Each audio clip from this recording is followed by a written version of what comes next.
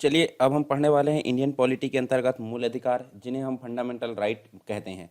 और मूल अधिकार को हम मौलिक अधिकार भी बोलते हैं। मौलिक अधिकार वाला जो खंड है, जो भाग 3 है, उसको क्या बोला जाता है? संविधान की अंतरात्मा बोला जाता है। राज्य जो है, जैसे कि आप देखे होंगे 200 साल तक ब्रिटिश औपनिवेशिक सत्ता में रहा है हमारा भारत, और औपनिवेशिक शासन ने राष्ट्रवादियों के दिमाग में राज्य के प्रति संदेह का भाव पैदा कर दिया था। इसलिए राष्ट्रवादी चाहते थे कि स्वतंत्र भारत में राज्य की जो सत्ता है उसका दुरुपयोग से बचने के लिए, यानी कि राज्य की सत्ता का जो दुरुपयोग होता था उससे बचने के लिए, मनमाना और निरकुंज जो सत्ता है उसको रोकने के लिए यानी नागरिकों को कुछ पावर दिए गए। तो उन्हीं को हम यहाँ पे मूल अधिकार या मौलिक अधिकार में यहाँ संदर्भित करेंगे, जिन्हें भाग 3 के अंतर्गत 12 से 35 यानी आर्टिकल नंबर 12 से 35 के अंतर्गत 6 अधिकारों को यहाँ पे वर्णित किया गया है। और मुख्य रूप से अगर देखें तो सर्वप्रथम जो है अमेरिका के संविधान में मूल अधिकारों को स्थान मिला, जिन्हें प्रथम 10 संविधान संशोधनों के तहत यहाँ सम्मिलित किया गया है। तो इन्हीं के बारे में हम यहाँ पे विस्तार से जानने वाले हैं, और इससे बनने वाले जो क्वेश्चंस हैं जो कि आपके एग्जाम के लिए काफ़ी इंपॉर्टेंट होंगे, उनको भी हम यहाँ पे डिस्कस करेंगे। तो चलिए देख लेते हैं एक एक करके सारी चीज़ें। पहले तो जानते हैं यहाँ पे पृष्ठभूमि क्या है मूल अधिकार की पृष्ठभूमि की अगर बात करें, कहाँ से इनकी उत्पत्ति हुई, कहाँ से इनके लिए जो है दिमाग में विचार आया। तो पृष्ठभूमि के अंतर्गत देखें तो पहली चीज रूसी क्रांति देखने को मिलती है। रूसी क्रांति ने सामाजिक आर्थिक अधिकारों को बढ़ावा दिया। साथ ही साथ नेहरू रिपोर्ट की अगर बात करें, मतलब भारतीय स्वतंत्रता आंदोलन के दौरान जो नेहरू रिपोर्ट थी वर्ष 1928 में, मूल अधिकारों की बात की गई वहाँ पे। और इसी के साथ में कराची अधिवेशन, तो कराची अधिवेशन में जो है व्यापक रूपरेखा के रूप में तैयार किया गया है, जो कि 1931 में हमको देखने को मिलता है। मूल अधिकारों को भाग 3 के अंतर्गत, संविधान में भाग 3 के अंतर्गत अनुच्छेद नंबर 12 से 35 में स्थान दिया गया है। और मुख्य रूप से अगर परिभाषा की बात करूं मैं, तो मौलिक अधिकार वे अधिकार होते हैं जो व्यक्ति के भौतिक और नैतिक विकास के लिए अनिवार्य होते हैं, जिन्हें संविधान एवं न्यायपालिका का विशेष संरक्षण प्राप्त होता है। तो आर्टिकल नंबर 32 में आपको देखने को मिलेगा मौलिक अधिकारों को, संवैधानिक उपचारों का अधिकार आपको देखने को मिलेगा उसमें। तो ये कंप्लीट रूप से यहाँ देख सकते हैं। विशेषताएं में आप क्या क्या देख सकते हैं? देख, विशेषता क्या होती है? ये असीमित और निरपेक्ष नहीं है, मतलब इनको जो है एक प्रकार से कम किया जा सकता है। प्रवर्तनीय है, प्रवर्तनीय यानी कि जो न्यायालय होता है उसमें ये अगर उल्लंघन होता है तो उसके मतलब बाद योग होते हैं ये न्यायालय में, ठीक। इसके अलावा नकारात्मक और कुछ निषेधात्मक होते हैं, मतलब इनका स्वरूप जो होता है राज्य के लिए नकारात्मक होता है, यानी कि ये राज्य के लिए नकारात्मक होते हैं, ना कि व्यक्ति के लिए होते हैं। इसके अलावा कुछ अधिकार जो है भारतीयों को प्राप्त होते हैं, जैसे कि देखिए यहाँ पे जो है 15, 16 और 19, और कुछ जो है दोनों को, यानी कि भारतीय और विदेशी दोनों को। तो यहाँ पे देखिए 21 और 25 दोनों देखने को मिलते हैं। कुछ मौलिक अधिकार केवल राज्य के विरुद्ध होते हैं, जैसे कि 15 और 16 की बात करते हैं, ठीक है। और कुछ जो होते हैं निजी व्यक्ति और राज्य दोनों के लिए होते हैं, दोनों के विरुद्ध होते हैं। तो ये देखिए यहाँ पे अनुच्छेद नंबर 17, जो कि आप देख सकते हैं जो पीड़ित वर्ग होता है उसके लिए यहाँ पे देख सकते हैं। और इसके अलावा कुछ महत्व हम देख लेते हैं, इनका महत्व क्या होता है, मौलिक अधिकारों का महत्व।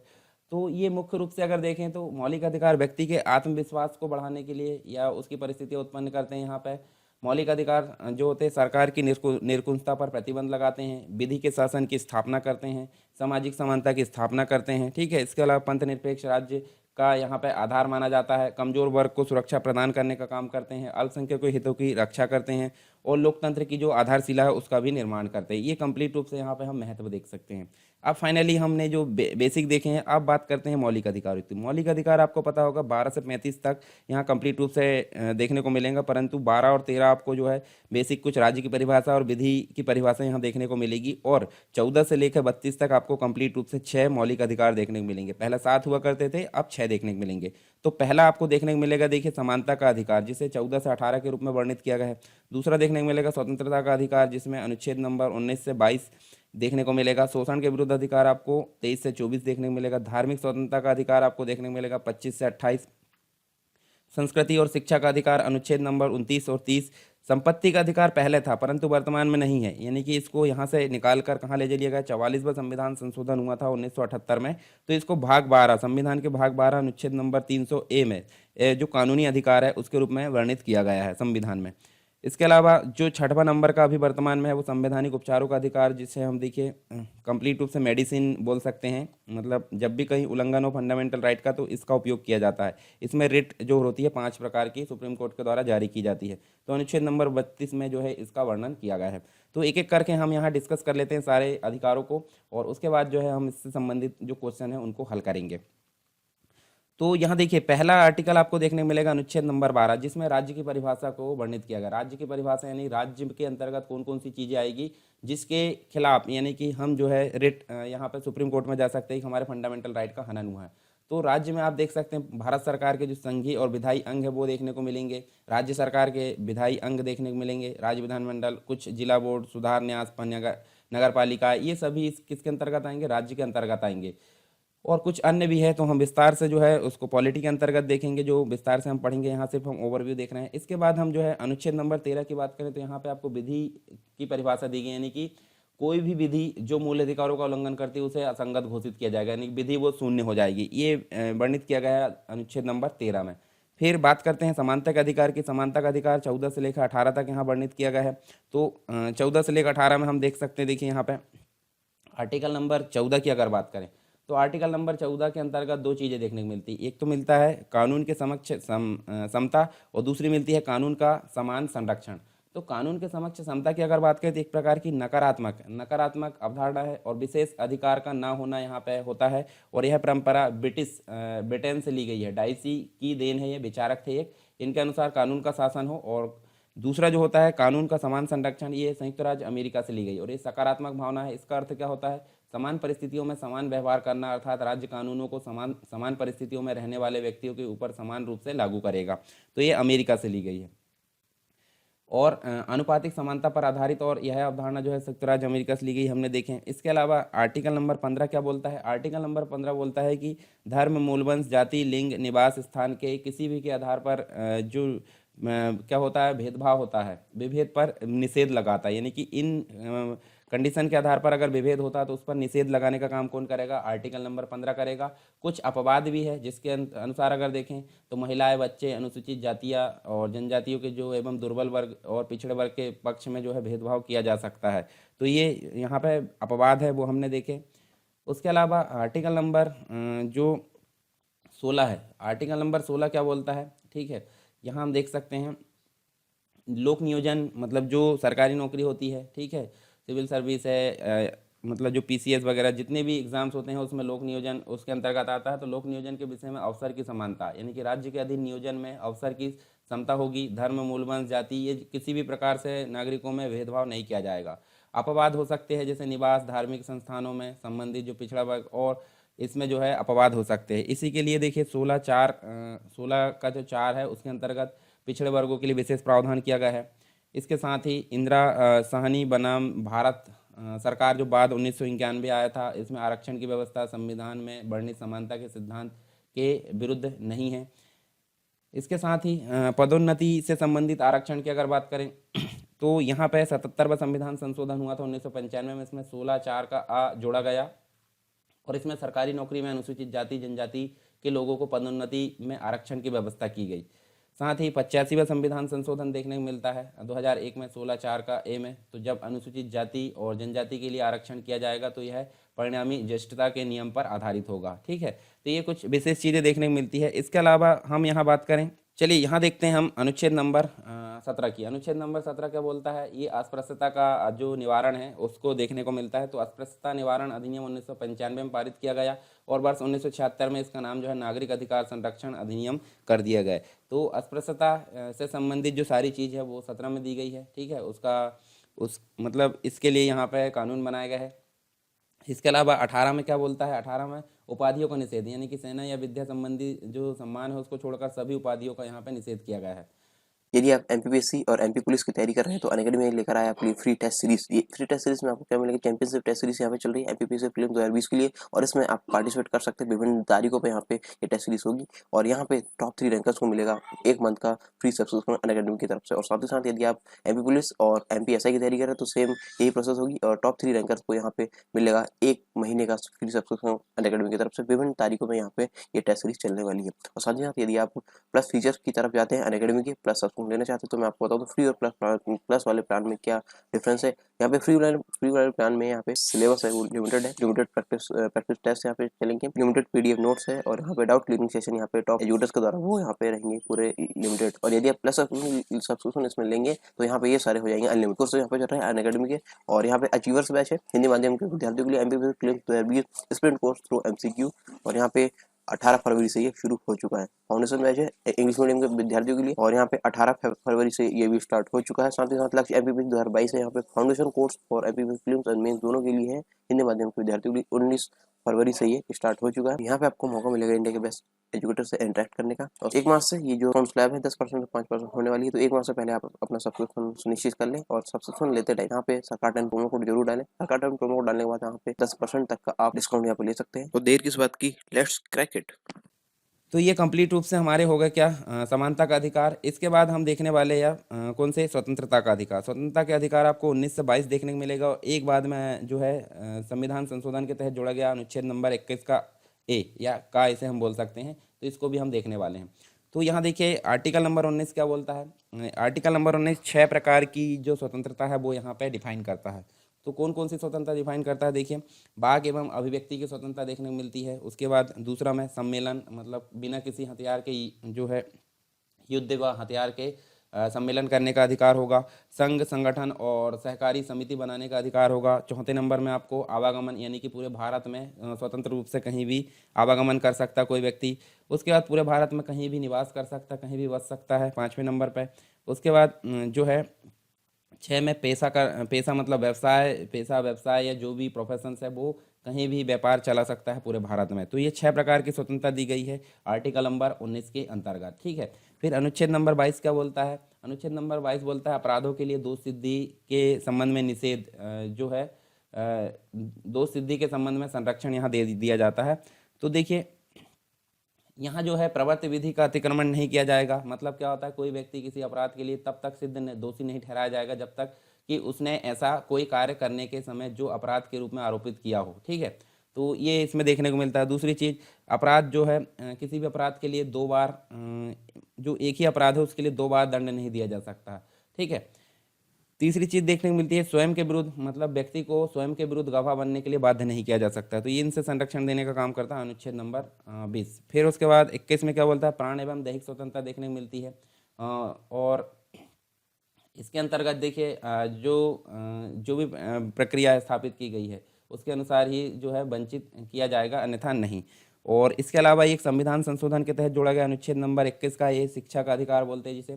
तो इसमें जो है राज्य जो है 6 से 14 वर्ष के बच्चों के लिए निःशुल्क एवं अनिवार्य शिक्षा की व्यवस्था कराएगा। और 86वां संविधान संशोधन हुआ 2002 में, ठीक है। तो इसमें जो है इसको यहाँ पे जोड़ा गया। और ये एक और चीज़ पहले से डिफाइन थी, देखिए नीति निर्देशक सिद्धांत में भाग 4 अनुच्छेद नंबर 45 के अंतर्गत ये जो है बच्चों के लिए निःशुल्क शिक्षा की व्यवस्था की, परंतु ये बाध्य नहीं था, पर फंडामेंटल राइट में ये बाध्य हो गया है, ठीक है। और इसी के तहत आरटीई यानी राइट टू एजुकेशन जो एक्ट आया था 2009 में, उसे अप्रैल 2010 में पारित कर दिया गया है। तो ये तो था अनुच्छेद नंबर 21। अब 22 देख लेते हैं। 22 में क्या बोला गया है, कुछ मामलों में गिरफ्तारी के विरुद्ध संरक्षण दिया गया है यहाँ पे। तो कुछ मामले कौन कौन से, देखिए अगर किसी व्यक्ति को गिरफ्तार किया गया तो उसको कारण जानने का अधिकार होगा। आप अपने लिए वकील से परामर्श करने का अधिकार होगा। 24 घंटे के भीतर उसको जो है निकटतम मजिस्ट्रेट जो भी न्यायालय है उसके समक्ष प्रस्तुत करना का अधिकार होगा। इन 24 घंटों की यात्रा और अवकाश आदि का समय शामिल नहीं है। यदि अधिकार, मतलब यह अधिकार जो है 2 प्रकार के व्यक्तियों को प्राप्त नहीं होंगे, एक तो शत्रु अन्य देशीय व्यक्ति को, और निवारक नजरबंदी वाले व्यक्ति को, ठीक है। तो ये देखने को मिलता है यहाँ पे। नेक्स्ट है देखिए शोषण के विरुद्ध अधिकार, आर्टिकल नंबर 23 और आर्टिकल नंबर 24 यानी 24 में देखने को मिलता है। तो इसमें मानव व्यापार एवं बलात्श्रम और 24 वर्ष से कम उम्र के बच्चों को मजदूरी करना अपराध की श्रेणी में अंतर्गत रखा जाएगा। अनुच्छेद नंबर 23 में बोलता है कि बलात्श्रम का निषेध किया जाएगा, यानी कि मानव दुर्व्यापार, बलात्श्रम का प्रतिषेध यहाँ होगा। मानव का दुर्व्यापार और बेकार तथा इसी प्रकार का जो है अन्य बलात्श्रम इसमें प्रतिषेध किया जाएगा। इसके अलावा 24 क्या बोलता है, कारखानों आदि में बालकों के नियोजन पर निषेध, यानी 14 वर्ष से कम आयु के जो बच्चे हैं उनको किसी भी कारखाना या खान में काम करने के लिए नियोजित नहीं किया जा सकता। तो ये देखने को मिलता है, ठीक है। इसी अनुच्छेद के तहत वर्ष 1986 में बाल श्रम जो है उस पर निषेध कानून लाया गया था। इसके बाद हम देखने को मिलता है, देखिए धार्मिक स्वतंत्रता का अधिकार। धार्मिक स्वतंत्रता के अधिकार में 4 आर्टिकल देखने को मिलते हैं, एक तो 25, 26, 27, 28। तो 25 में देखने को मिलता है अंतःकरण की और किसी भी धर्म को अबाध रूप से आचरण और प्रचार करने की स्वतंत्रता व्यक्तिगत रूप से। पर यहाँ देखिए 26 में बोला गया है सामूहिक रूप से, यानी कि धार्मिक कार्यों के प्रबंध की स्वतंत्रता है। 27 में बोला गया है विशिष्ट धर्म की अभिवृद्धि के लिए करों का जो संदाय है, यानी कि करों के संदाय के बारे में स्वतंत्रता, कर नहीं दे सकते, मतलब कुछ संस्थाओं को यहाँ पे कर से मुक्ति मिली है। उसके बाद अनुच्छेद नंबर 28 मतलब 28 क्या बोलता है, कुछ धार्मिक शिक्षण संस्थानों में धार्मिक उपासना में उपस्थित होने के बारे में स्वतंत्रता दी गई है। फिर नेक्स्ट जो आर्टिकल है वो सांस्कृतिक एवं शैक्षिक अधिकार बोल सकते हैं 29 और 30 में। तो संविधान में कहा गया है कि धार्मिक या भाषाई सभी अल्पसंख्यक समुदाय अपनी संस्कृति की रक्षा और विकास के लिए अपने अपने शैक्षणिक संस्थान खोल सकते हैं। तो 29 में बोला गया है अल्पसंख्यक वर्गों के हितों का संरक्षण बोला गया है, ये आपको याद रखना बेसिक तौर पर। और 30 में बोला गया है शिक्षा संस्थानों की जो स्थापना है और प्रशासन के लिए अल्पसंख्यकों का अधिकार यहाँ बोला गया है। फाइनली हम देखते हैं अब जो कंप्लीट जो पावरफुल आर्टिकल है जिसे बोला जाता है संवैधानिक उपचारों का अधिकार, आर्टिकल नंबर 32, ठीक है, संविधान की आत्मा इसको बोला जाता है। डॉक्टर बी आर अम्बेडकर जो है उन्होंने संविधान के अनुच्छेद 32 जो कि संवैधानिक उपचारों का अधिकार है उससे संबंधित है, ये बोला गया है और इसको संविधान की आत्मा उन्होंने कहा है, ये भी आपको याद रखना है, ठीक है। इसमें 5 प्रकार से जो है न्यायालय विशेष प्रकार के आदेश यहाँ जारी करता है। तो 5 प्रकार के जो आदेश है उनको रिट बोला जाता है, और रिट होती है बंदी प्रत्यक्षीकरण होता है, परमादेश होता है, निषेध आदेश होता है, अधिकार परीक्षा होता है, उत्प्रेषण रेट होती है। तो बंदी प्रत्यक्षीकरण क्या होता है, बंदी प्रत्यक्षीकरण जो होता है उसके द्वारा न्यायालय किसी गिरफ्तार व्यक्ति को न्यायालय के सामने प्रस्तुत करने का आदेश देता है। यदि गिरफ्तारी का तरीका या कारण गैर कानूनी या असंतोषजनक है तो न्यायालय गिरफ्तार व्यक्ति को छोड़ने का आदेश दे सकता है। परमादेश क्या होता है, यह आदेश तब जारी किया जाता है जब न्यायालय को लगता है कि कोई सार्वजनिक पदाधिकारी अपने कानून और संवैधानिक दायित्वों का पालन नहीं कर रहा है, तो इसको ये जारी करता है। निषेध आदेश की अगर बात करें तो इसको प्रतिषेध बोला जाता है। जब कोई निचली अदालत अपने अधिकार क्षेत्र का अतिक्रमण करके किसी मुकदमे की सुनवाई करती है तो उसके जो होता है मतलब तो ऊपर की जो अदालत है यानी उच्च न्यायालय या सर्वोच्च न्यायालय उसे ऐसा करने के लिए रोकते हैं, तो इसी को बोला जाता है प्रतिषेध या निषेध आदेश। अधिकार परीक्षा, जब न्यायालय को लगता है कि कोई व्यक्ति ऐसे पद पर नियुक्त है जिस पर उसका कोई कानूनी हक नहीं है, तब उस जो है इसमें अधिकार परीक्षा आदेश यहाँ पे जारी कर सकता है। उत्प्रेषण रिट की अगर बात करें तो जब कोई निचली अदालत या सरकारी अधिकारी बिना अधिकार के कोई कार्य करता है तो न्यायालय के समक्ष विचाराधीन मामले को उसको लेकर जो है उत्प्रेषण द्वारा उसे ऊपर की अदालत या अधिकारी को हस्तांतरित कर देता है। तो 5 प्रकार की रिट जारी करने का पावर होता है किसको, सुप्रीम कोर्ट मतलब जो उच्चतम न्यायालय है, और आर्टिकल नंबर 32 इसको ये पावर देता है।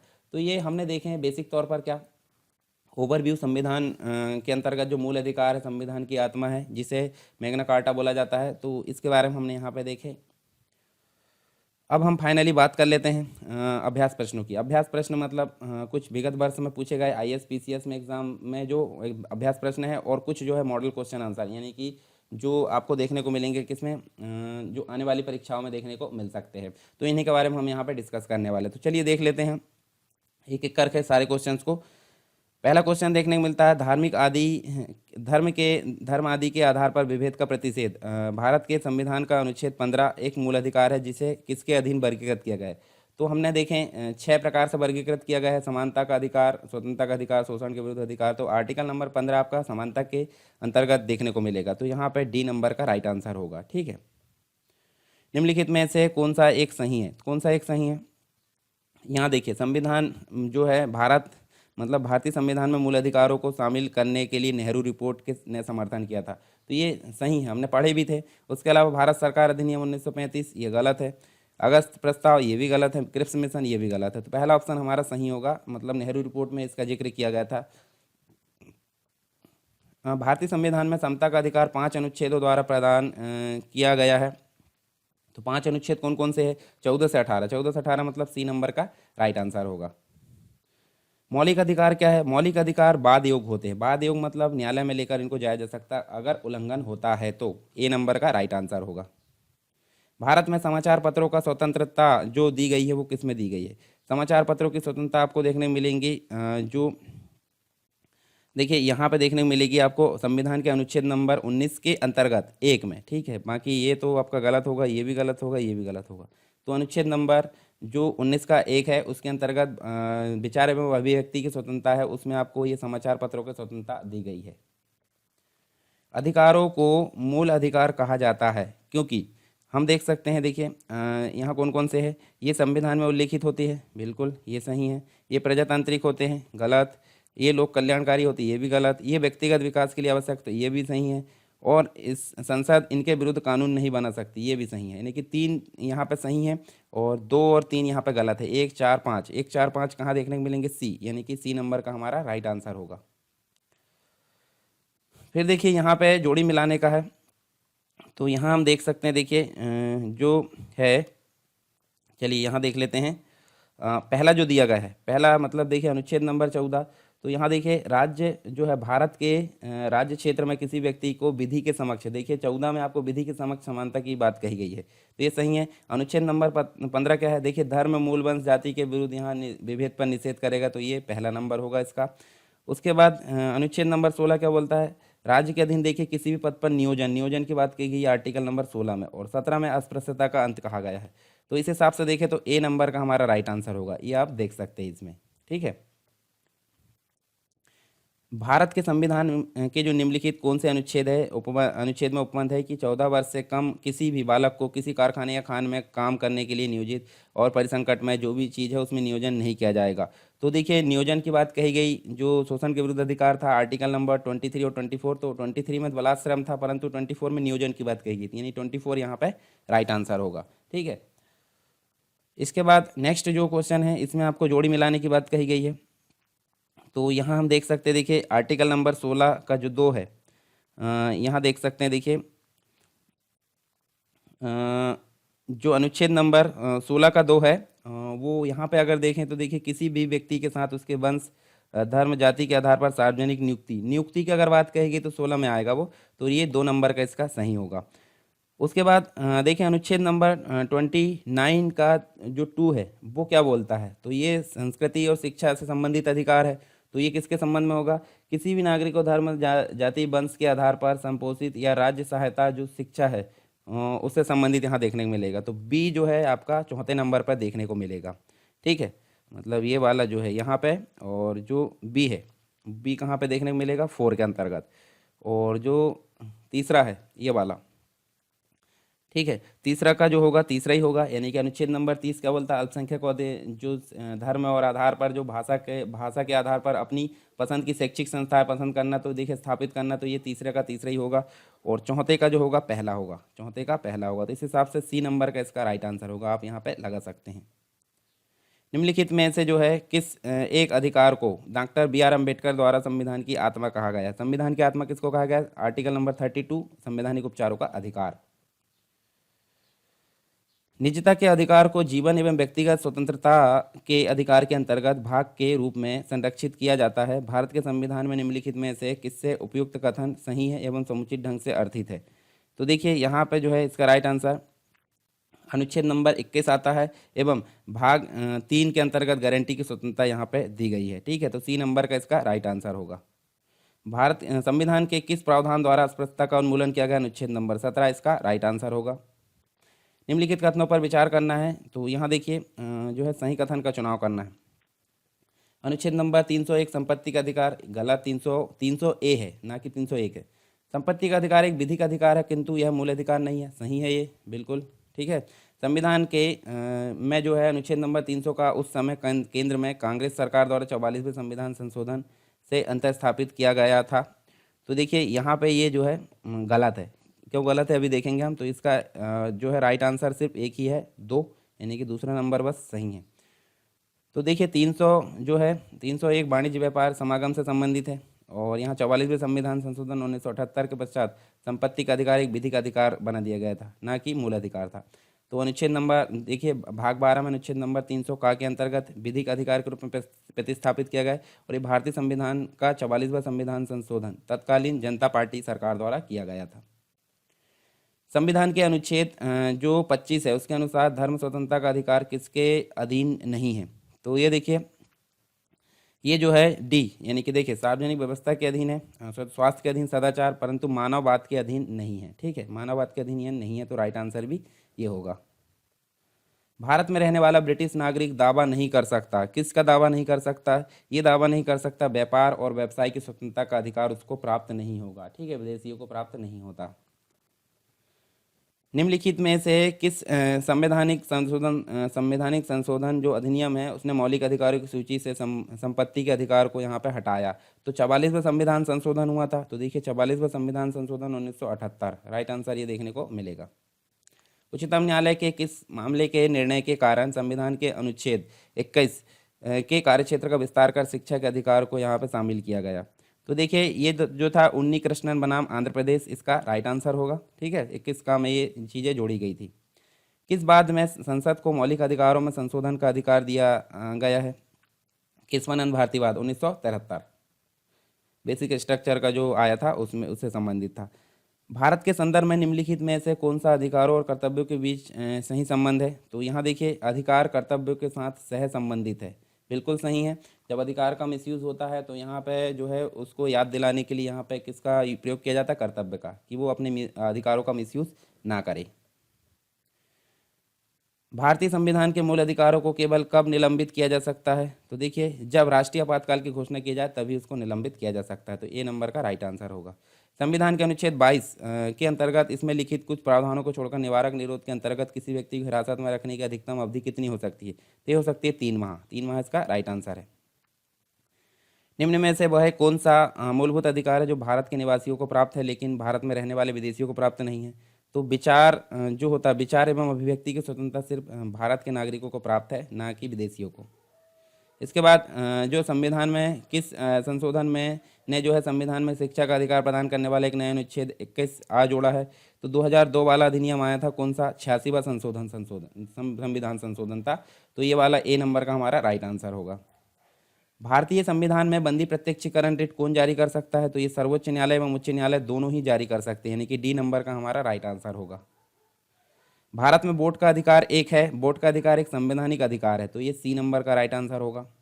निम्न में से कौन सा सही सुमेलित नहीं है? तो यहाँ देखिए जो यहाँ देख सकते हैं हम, देखिए 77वां संविधान संशोधन अनुच्छेद 16A यहाँ पे देखने को मिलता है। 81वां अनुच्छेद नंबर 16B ये भी सही। 82वां संविधान संशोधन अनुच्छेद नंबर 335 सही है। तो सुमेलित कौन सा नहीं? 93 संविधान संशोधन 15(4) यहाँ देखने को मिलता है, ये गलत है। तो क्यों गलत है? देखिए 93 संविधान संशोधन जो है 2005 में देखने को मिलता है और उप अनुच्छेद 15(5) जो है जोड़ा गया। अनुच्छेद नंबर 15(5) के तहत राज्य पिछड़े वर्गों के लिए शिक्षा संस्थानों में विशेष प्रावधान कर सकता है। ठीक है, आपातकाल की जो घोषणा है उसके होते ही कौन सा अनुच्छेद स्वतः ही निरस्त हो जाता है?